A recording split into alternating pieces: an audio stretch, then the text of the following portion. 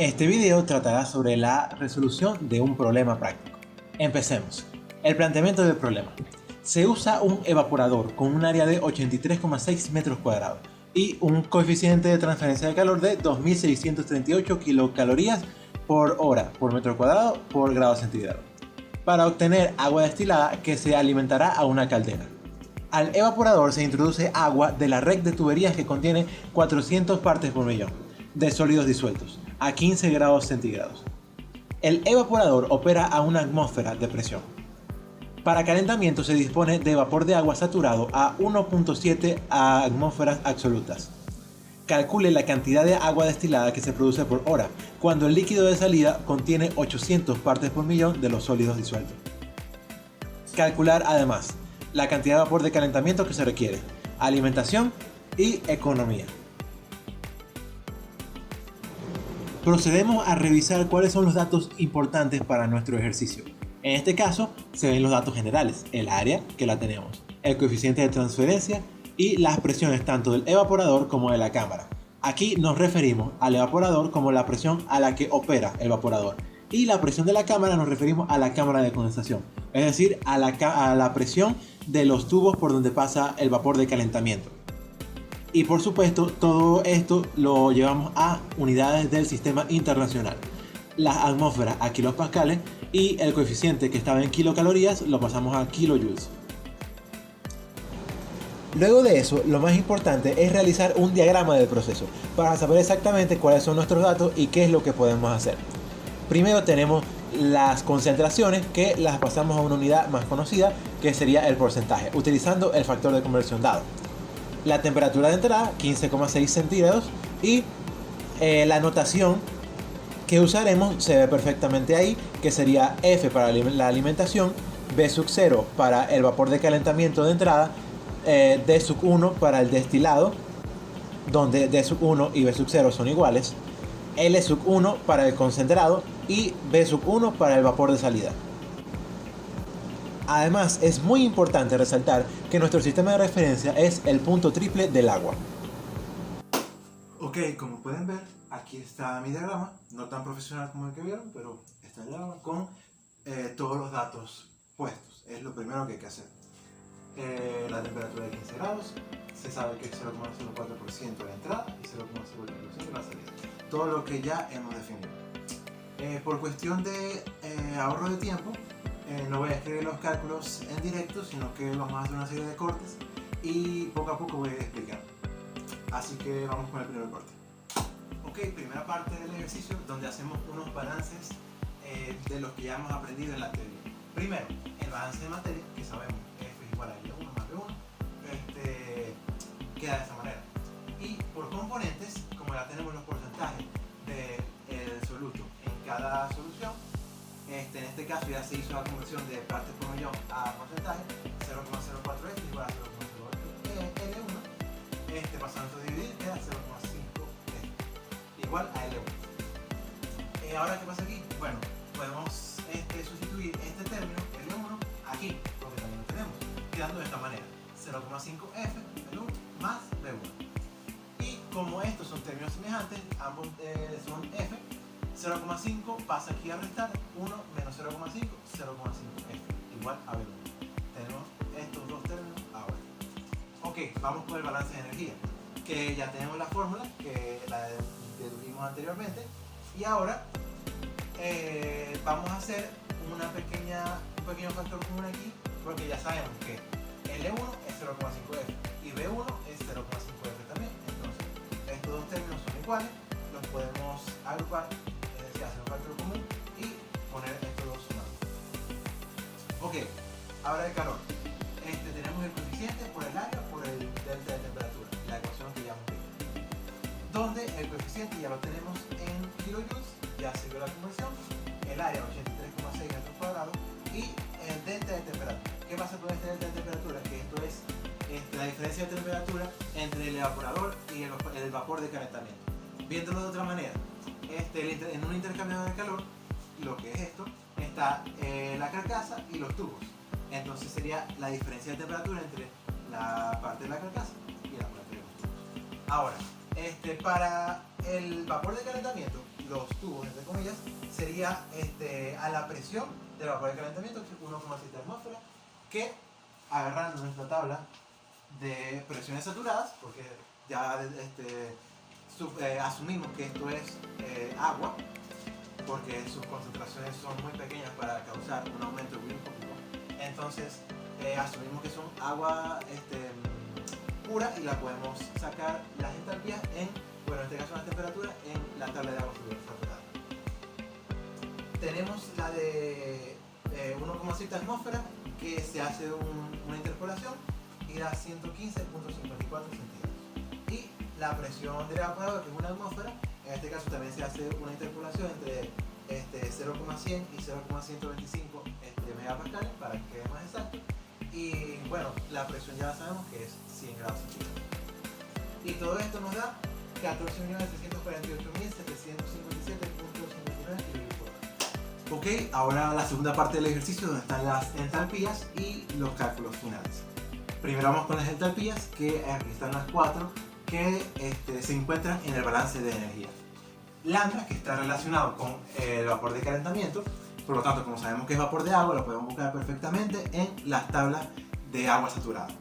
Y teniendo la presión y temperatura de este vapor, que tenemos la presión, pues perfectamente podemos hacer una interpolación para buscar este valor, que lo conocemos como la diferencia de entalpías, o H sub F. Ahora, vamos con estos tres. ¿Qué pasa con la entalpía del vapor de salida? Esta de aquí. Bueno, como sabemos que el evaporador opera a una atmósfera, podemos decir que esta solución se va a evaporar a una atmósfera, es decir, a la temperatura de saturación de una atmósfera, es decir, 100 grados centígrados. Ahora, ¿por qué podemos decir esto? Bueno, porque para aclarar, esta solución que está aquí tiene una cantidad de soluto tan pequeña que prácticamente se puede asumir como una solución de solvente puro, en este caso agua, porque la cantidad de soluto es tan pequeña que no va a causar un aumento significativo en la temperatura de ebullición. Por lo tanto, podemos tomarla como si fuera agua perfectamente normal, que sus valores de entalpía los obtendremos de las tablas de agua saturada. Ahora, con respecto a las entalpías de líquido, en este caso la entalpía de L1, que sería el concentrado, pasa exactamente lo mismo que acabo de explicar, que bueno, primeramente, este es el CP del agua, porque como sabemos, la entalpía de un líquido la entalpía de un líquido es igual a la integral del CP por el diferencial de T. Y como en este caso, por ser líquido, CP es constante, pues entonces queda CP por T menos T de referencia. En este caso, la T de referencia, que lo habíamos puesto anteriormente, es el punto triple del agua, es decir, 0 grados centígrados.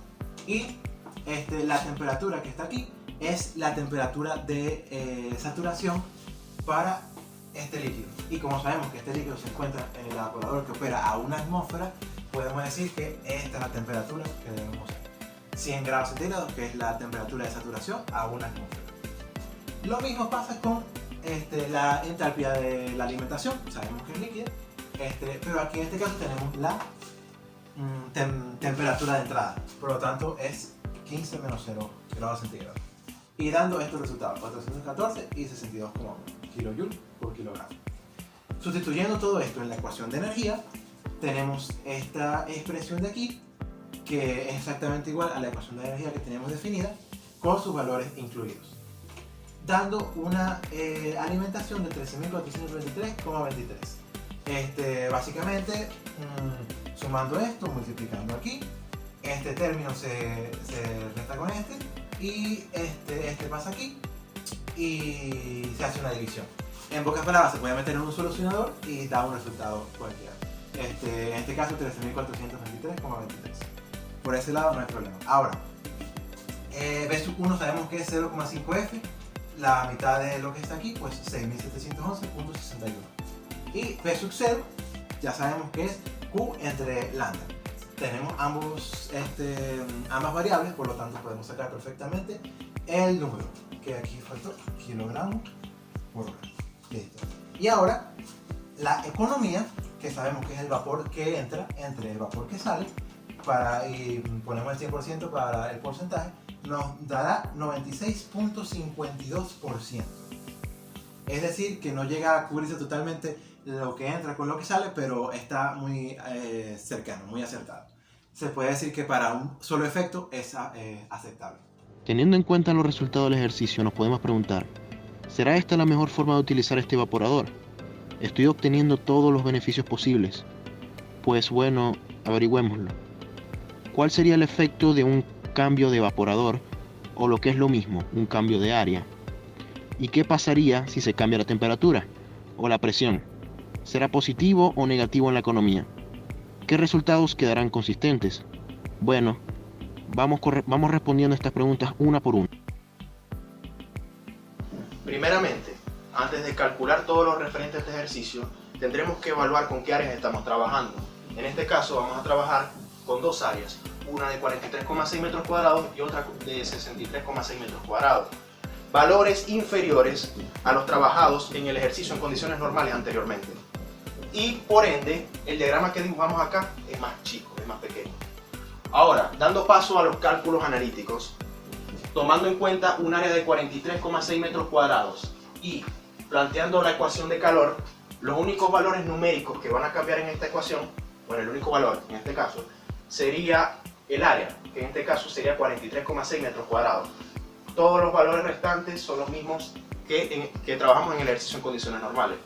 Sustituyendo y calculando este coeficiente, este valor de Q, nos daría un resultado de 7.483.324,42 kJ por hora.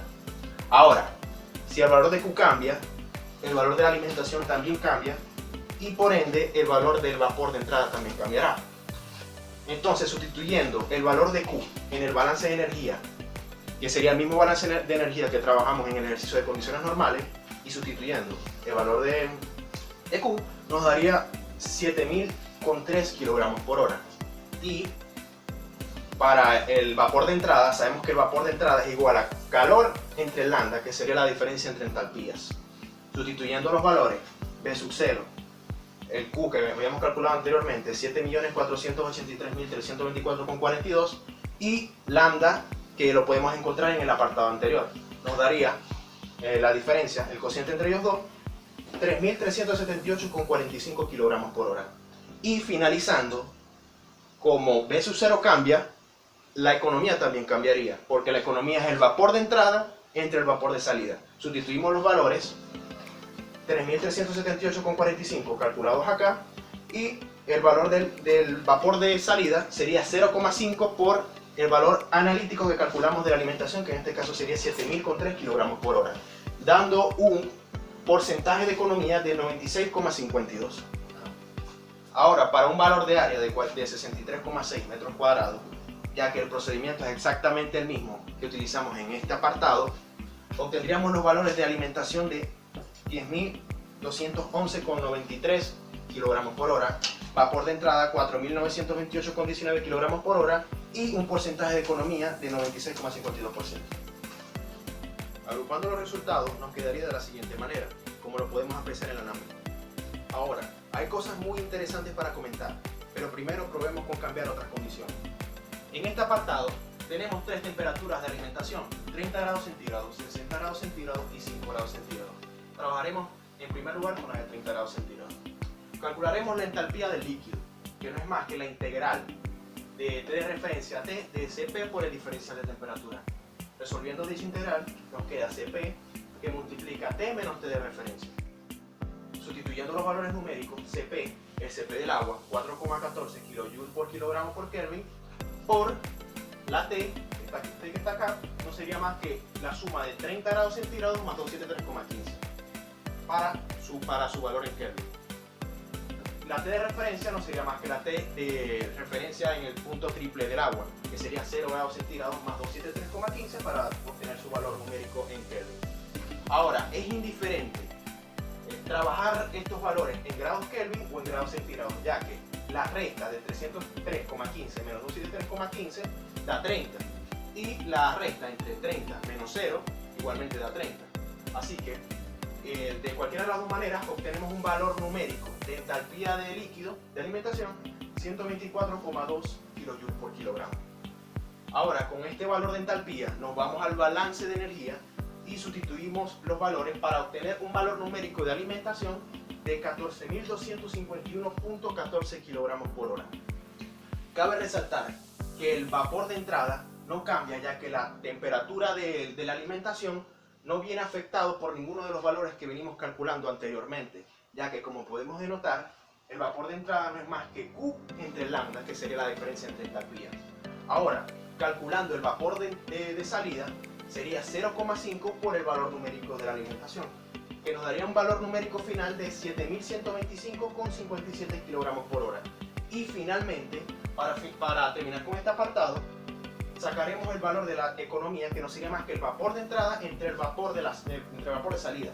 El vapor de entrada sería el mismo vapor de entrada que utilizamos en el ejercicio de condiciones normales, y el vapor de salida no sería más que el vapor de salida que calculamos anteriormente, 7.125,57 kilogramos por hora, dándonos un valor de economía de 90,91%.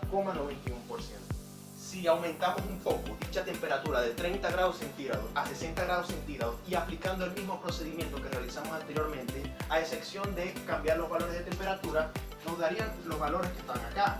Un vapor de entrada de 6.477,94 kilogramos por hora, un valor de alimentación numérico de 16.256,45 kilogramos por hora y un valor de economía de 76,70%. Ahora, si disminuimos un poco esa temperatura de 30 grados centígrados a 5 grados centígrados y realizando el mismo procedimiento que utilizamos en las dos partes anteriores, obtendremos los valores de vapor de entrada de 6.477,94 kilogramos por hora, un valor de alimentación de 12.922,73 kilogramos por hora y un valor de economía de 99,23%. Ahora, agrupando todos los resultados cosechados en esta lámina, podemos presenciar los siguientes valores.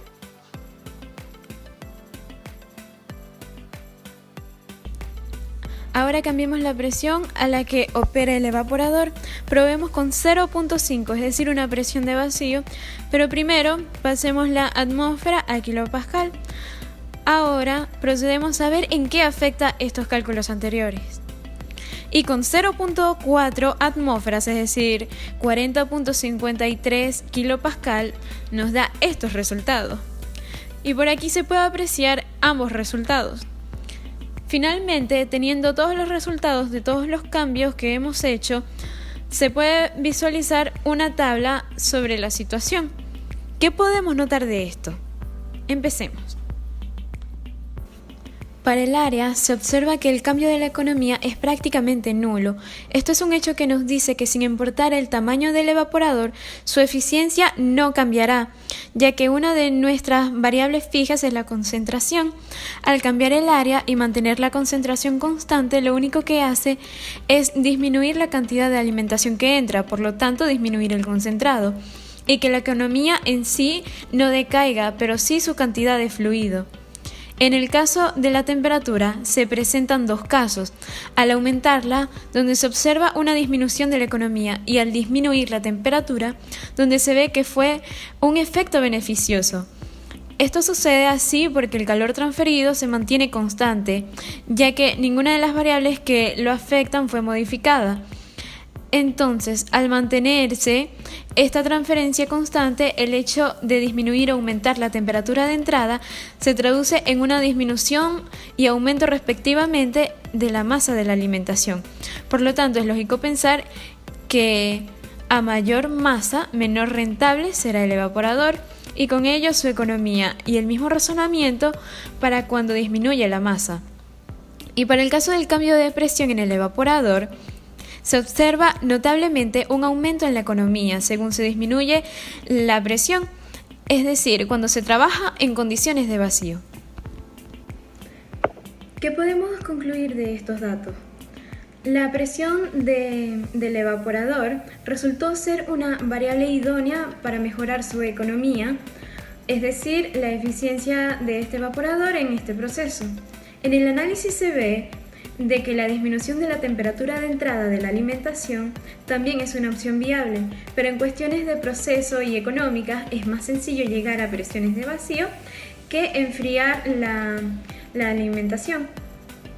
Al disminuir la presión, se disminuye también la temperatura de ebullición de la solución y se logra obtener mayor cantidad de solución concentrada por hora, a diferencia de cómo sería con la disminución de temperatura, donde obtendríamos menor cantidad por hora.